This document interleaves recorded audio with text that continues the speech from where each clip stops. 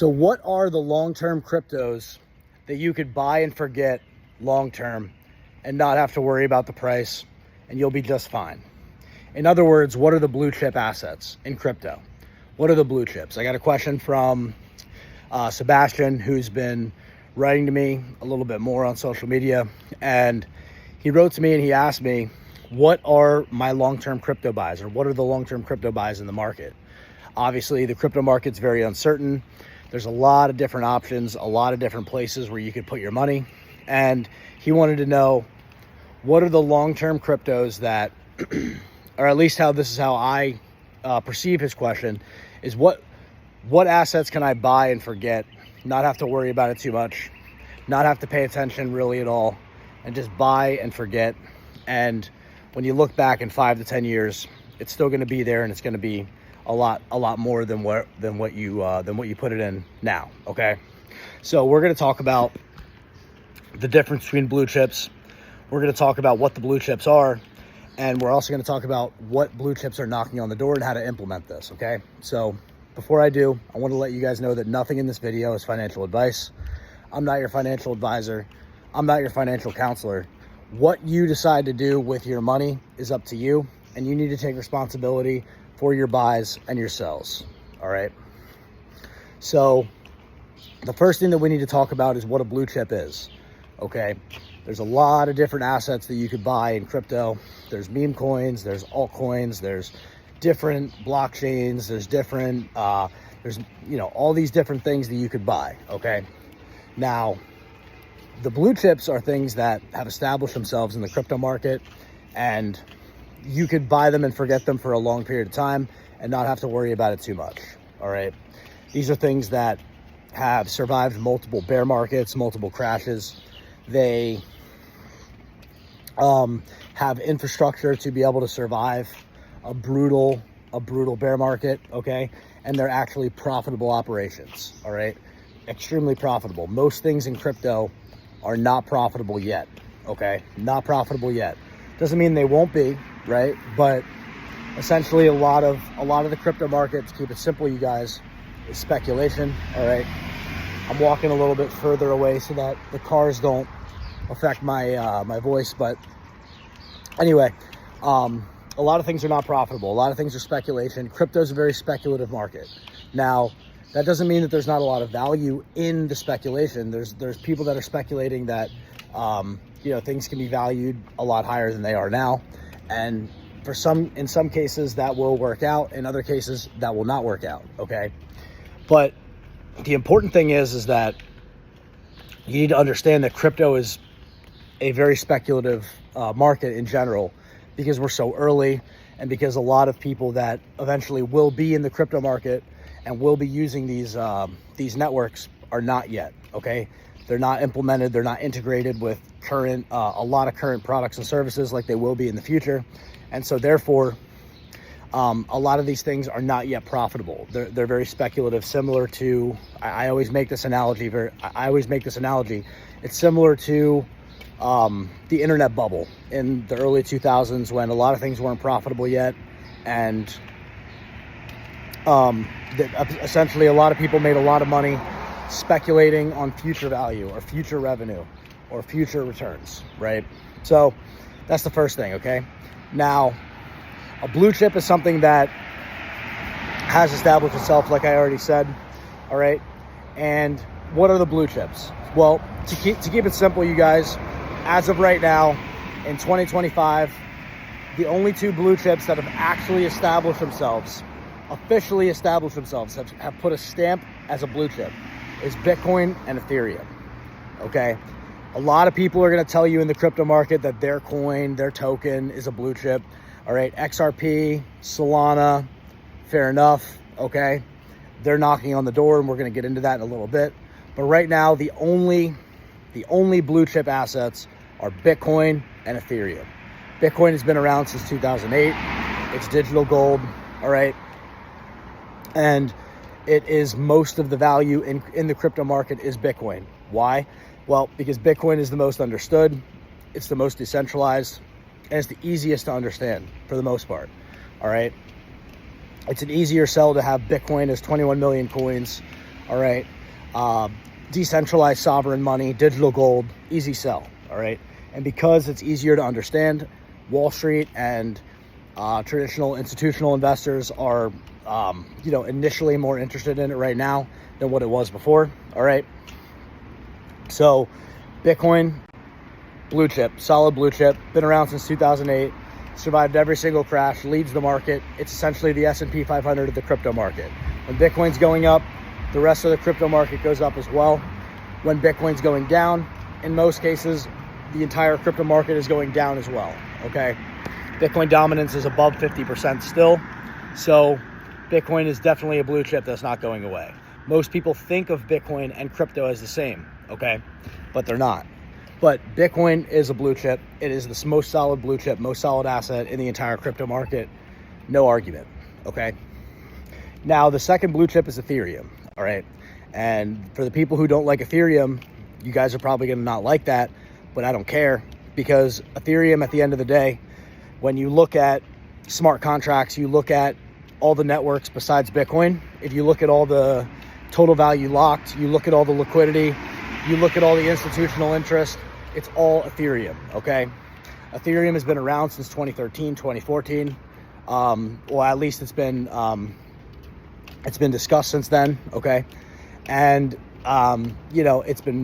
it was created by a lot of the people who have a lot of these other networks as well. A lot of the people in Avalanche, a lot of the developers in Solana, some of the developers in Solana, okay? A lot of these guys, the Cardano founder, the Polkadot founder, they were all a part of building Ethereum, all right? Ethereum, at the end of the day, out of all the networks, has a lot of value locked on their network, okay? On their blockchains, a lot of capital is locked. BlackRock, Robinhood, a lot of these big institutions, which is what this bull market is driven by, is institutions, and Wall Street is buying a lot of this stuff. It's a lot of the demand of this bull market, okay? And they're only interested basically in Ethereum, a little bit of Solana, and a little bit of XRP. We'll get into that in a second, but Ethereum, at the end of the day, if you guys go to DeFi Llama, you guys look at the total value locked, you guys look at where all the institutions are actually parking their capital, you find out that most of it is on Ethereum, okay? Most of their products are on Ethereum. Most of their tokenized real world assets are on Ethereum. All the products that they're planning on building, all their funds that they're trying to build, tokenized treasuries, tokenized assets, all on Ethereum or Ethereum compatible chains, okay? On top of that, a lot of the other blockchains that people use, okay? A lot of the other blockchains that people use are compatible with Ethereum. They use what's called the Ethereum virtual machine, which means that they essentially plug and connect to the Ethereum network, and so that they're compatible with the chain so that they can bridge liquidity, etc. All right, so Ethereum, at the end of the day, whether people like it or not, doesn't matter if you like Ethereum or not.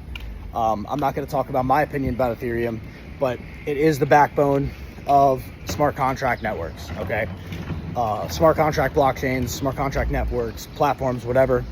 They are the backbone. They have the majority of the liquidity. They've established themselves, just like Bitcoin. They have survived multiple bear markets. They've survived multiple crashes, and they've established themselves as a blue chip that is going to continue to increase. A lot of people are very bearish about Ethereum right now because they're looking at the price and they're disappointed in the short term. They're disappointed in the price performance, but it depends what time frame you're looking at, okay? It depends what time frame you're looking at, because if you look at 2021, Ethereum is break even or even a little bit down from where it was. But if you look a couple years before then, Ethereum was $70. Now it's $3,000, right? It's $2,900, $3,000, and it was $70 just 5 years ago, okay? Before then, a couple years before that, it was only a few dollars, okay? So it depends on how you look at it, but the bottom line is that if you look at where people are voting with their capital, because people do vote with their capital, people vote with their capital, and if you are, what's the word I'm looking for? If you're confident in your conviction, if you're confident about where you're going to put your money, follow the money. The money's on Ethereum. When it comes to value outside of Bitcoin, the money's on Ethereum. So Ethereum is a blue chip as well. All right. Now, Solana, I know a lot of people think that Solana is an Ethereum killer. They think that Solana is the next Ethereum, which I'm not opposed to. I think that Solana has its own use case. I think it has a lot of Wall Street interest, has a lot of institutional interest. So Solana is knocking on the door of being a blue chip. Okay, it's only been, the reason why it's not a blue chip quite yet is because it's a very new blockchain. It's only been here for one cycle. Okay, it's only been here for one cycle, and Solana does have promise and does have interest. If it's not going to die this cycle, which it's not going to die this cycle. If it didn't die last cycle, after its first cycle, when Sam Bankman-Fried basically crashed the prices on Solana, and the entire ecosystem and all the altcoins basically died besides Radium, then it's not going away. Okay, Solana's not going away. It's going to be here for a very long time, and I think that proved it. Okay. So Solana's knocking on the door. I think after this cycle, Solana will establish itself as a blue chip, even though it's only its second cycle in crypto, okay? Now, the other one that is knocking on the door, I think, is XRP, okay? I don't like XRP, all right? I'm gonna be honest with you. I don't like what it stands for. I don't like what it's trying to do. I think it's the exact opposite of why crypto was invented in the first place. But with that being said, I have to be fair, and I have to say that it's been around for a very long time. It survived a very, very long period of no gains, okay? And at the end of the day, it's getting institutional, and it's even getting a lot of institutional interest from banks around the world, and it probably will have brighter days than it has in the past, okay? Especially now with the SEC regulations going away, all right? I think that XRP is also knocking on the door this year. If XRP breaks a new all-time high this year, or this bull market, then I think that we can establish XRP as a blue chip as well, okay?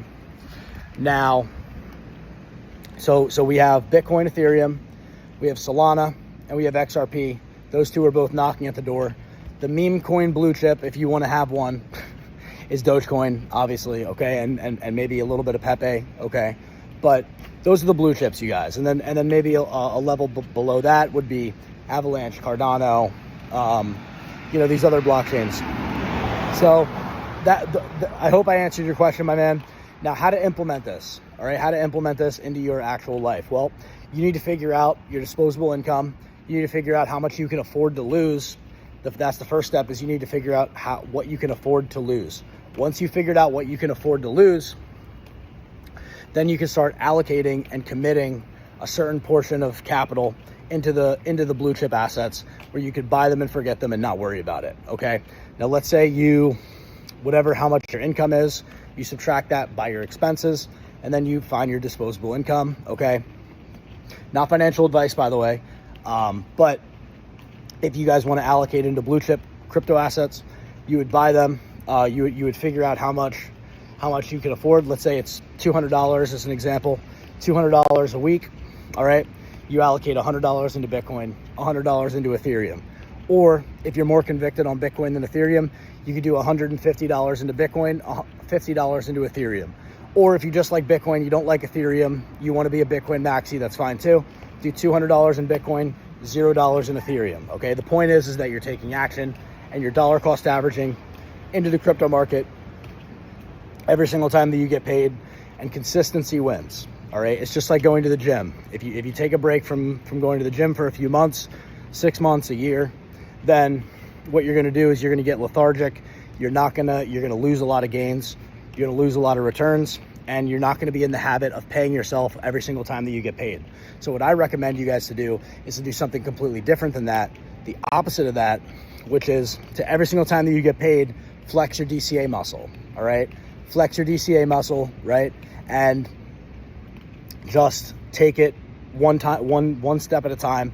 Over time, you're gonna look at your balance in your crypto portfolio, and you're gonna be really, really surprised about how much progress you've made just by simply being consistent, okay? When you wake up in the morning, right? When you wake up in the morning, You don't brush, you don't forget to brush your teeth because it's habit, right? It's habit. It's something that you're used to, and you don't want your breath to stink, right? You don't want your breath to stink, all right? If you go to the gym, you don't skip going to the gym because you know that that's gonna kill your gains. It's gonna kill your physical gains, right? That's gonna kill your gains. Well, if you're not investing your money, if you're not investing and allocating your capital and paying yourself after every time you get paid, then you're not gonna achieve your financial goals. Your family is going to, you're gonna regret that for your family later on, or the family that you already have. And on top of that, you are going to stay a slave to inflation, okay? You don't want to be a slave to inflation.